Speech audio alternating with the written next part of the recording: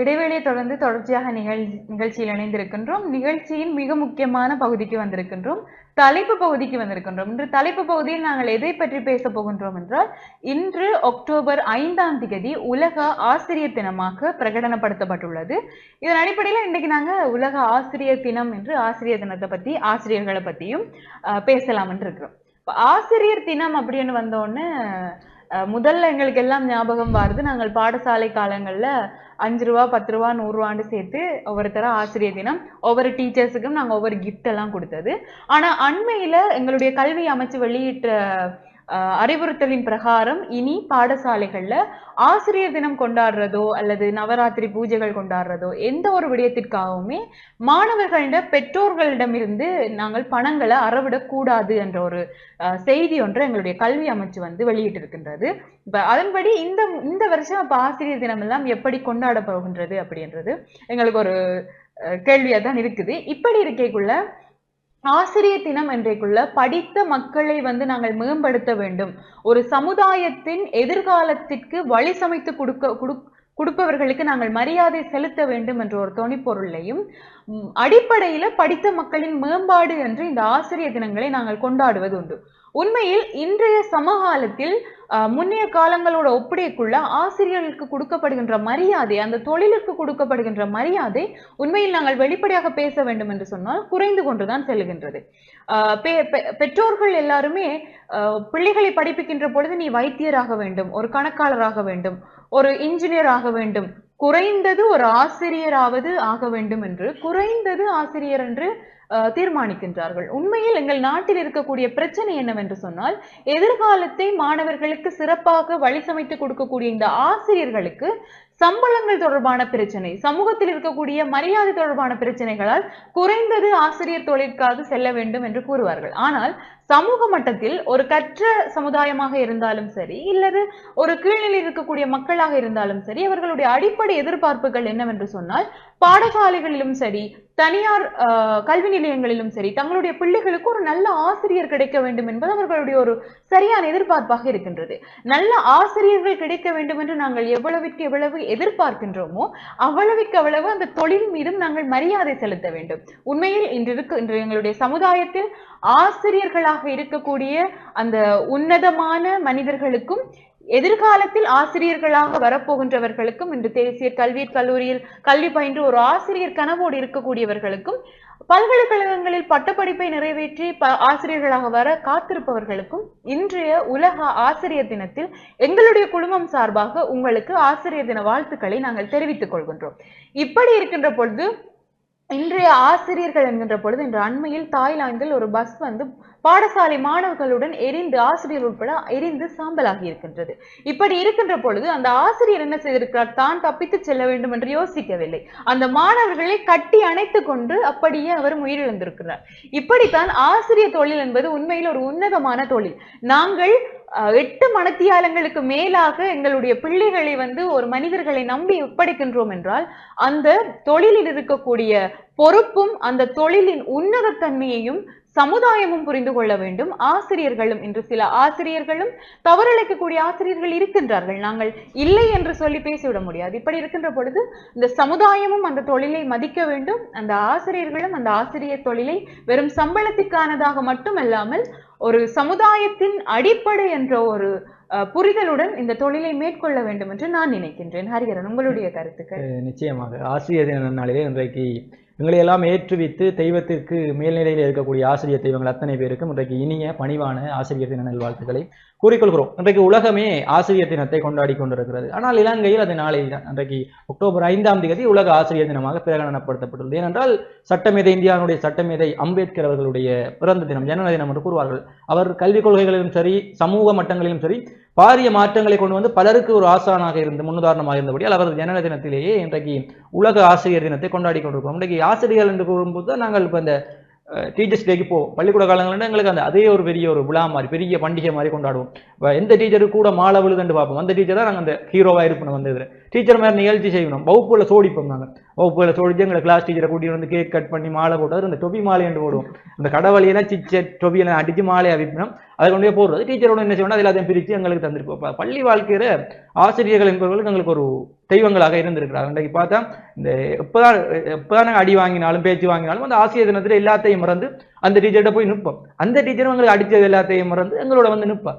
அப்போ இன்றைக்கும் நாங்கள் எங்களுடைய பழைய ஆல்பங்கள் அல்லது போன்ற கேலரியை பார்த்தா பழைய டீச்சர் மேலோட டீச்சர்ஸ் டேக் எடுத்த போட்டோக்களை பார்க்க எங்களுக்கு ஏதோ ஒரு மனதில் ஒரு நெருடல் அல்லது ஒரு கண்கலங்கக்கூடிய சூழ்நிலைகளும் உருவாகி கொண்டிருக்கும். அப்போ ஆசிரியர்கள் என்பவர்கள் போற்றுதலுக்குரியவர்கள். இன்றைக்கு என்ன கேட்டால் முதலாவது ஆசிரியர் என்றால் எங்களுடைய பெற்றோராக தான் இருப்பார்கள். எல்லாருக்குமே வாழ்க்கையின் அடிப்படையை கற்றுத்தரக்கூடியவர்கள் ஆசிரியர்களாக தான் இருப்பார்கள். நான் என்ன பார்க்கிறேன் என்றால் கற்றுக் கொடுப்பவர் எல்லாவரையும் எனக்கு ஆசிரியராக தான் பார்க்கிறேன். அந்த வாழ்க்கையில சில படிப்பினையை கொடுப்பார்கள். சில எதிரிகள் கூட எனக்கு ஆசிரியர்களாக இருந்தார்கள் என்றால் என்னை வளர்த்து விட்டவர்கள் அவர்கள். அப்ப ஆசிரியர்கள் என்று ஆசிரியர் தொழில் செய்பவர்களை மாத்திரம் நான் பார்ப்பதில்லை.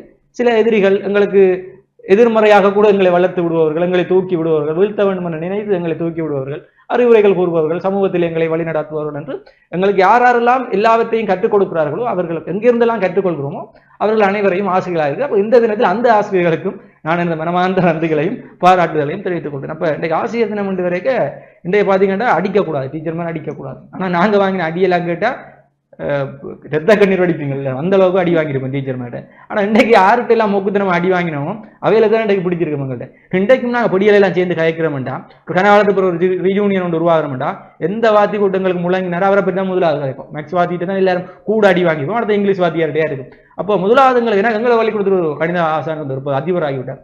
அவர் வந்து அவர்கிட்ட அடி வாங்காத ஆட்களே இல்லை. அந்த பிரசாதம் வாங்குற மாதிரி ஒவ்வொரு நாளும் அவர்கிட்ட அடி வாங்குவோம். அவர்கிட்ட அடிபடாத ஆளுண்டு எட்டிப்பிடி மாடுன்ட்டு விழும் அடி. ஆனால் இன்றைக்கும் நாங்கள் நண்பர்கள் ஒன்று கூட அந்த ஆசிரியர் பேர் தான் முதலாகும். அல்ல வீதிகளில் காணும்போது நேர போய் அவரை கட்டி தழுவுவோம். மற்றது நல்லூர் காணைக்கு அவரோட போய் போட்டு வைப்போம். எந்த ஆசிரியரும் அடி வாங்கி படித்தமோ அந்த ஆசிரியர் தான் எங்களோட மனநிலையில எப்பவும் நினைப்பேன். ஆனால் இன்றைக்கு அடிக்கக்கூடாது என்ற ஒரு சட்டம் வந்துட்டு இப்போ எப்ப ஆசிரியர்கள் எல்லாம் பிறம்பை கீழே வைத்தார்களோ அன்று இன்றைக்கு இந்த இளம் சமுதாயத்தினுடைய கைகளில் விலங்குகள் மாட்ட ஆரம்பிக்கப்பட்டு விட்டது.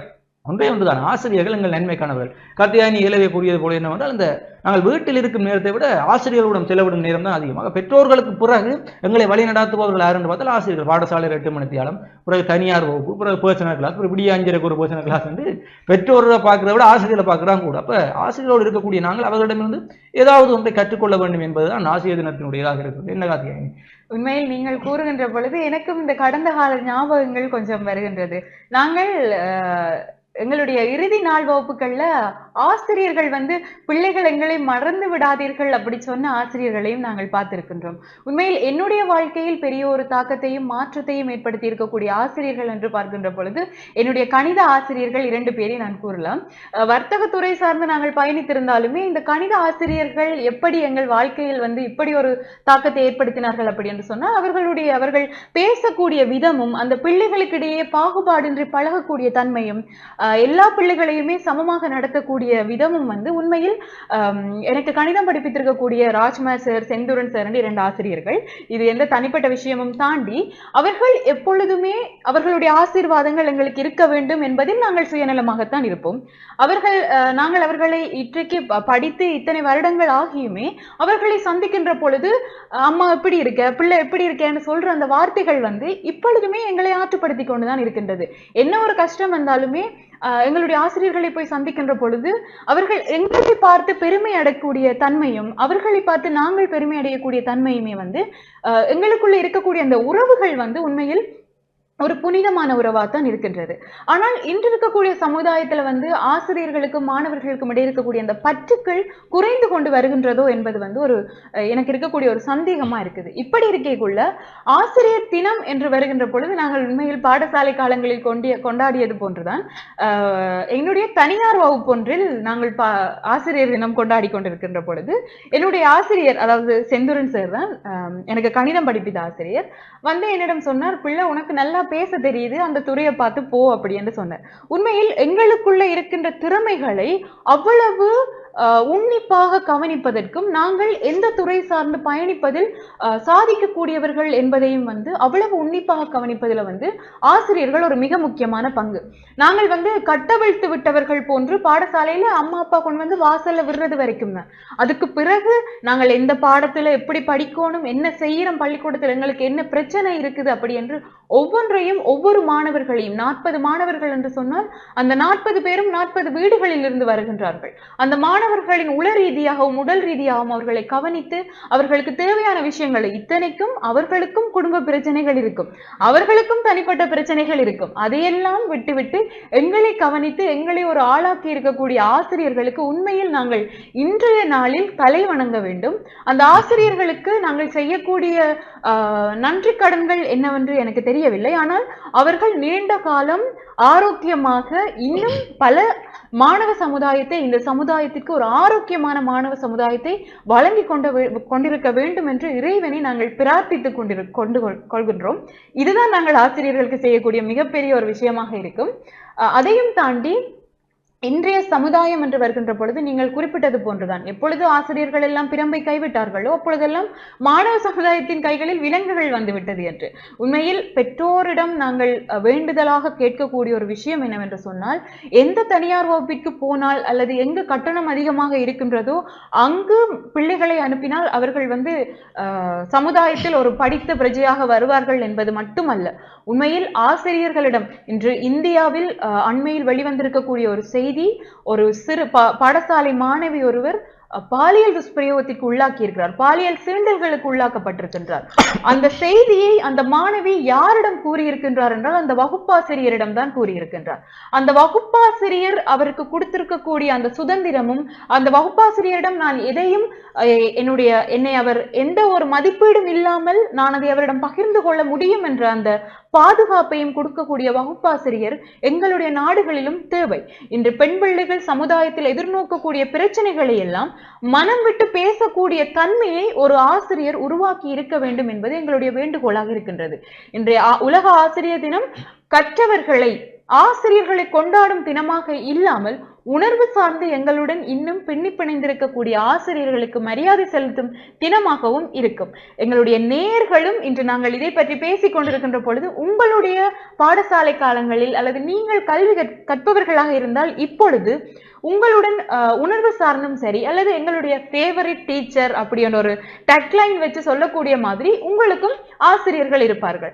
ஒன்றுமே செய்ய தேவையில்லை. நாங்கள் சாதாரணமாக அவர்களுக்கு ஒரு அழைப்பை ஏற்படுத்தியோ அல்லது அவர்களிடம் நேர் சென்றோ ஆசிரியர் தின வாழ்த்துக்களை நாங்கள் சொல்லிவிட்டு வந்தாலே அந்த மனம் பூரிப்படையும், அவர்களுக்கு அதுவே திருப்தி அளிக்கும் என்று நாங்களும் கூறிக்கொள்கிறோம். ஹரியன், உங்களுடைய கருத்து? நிச்சயமாக இந்த ஆசிரியர் தினம் என்பதற்கு அடியாத மாடு படிக்காது என்பார்கள்.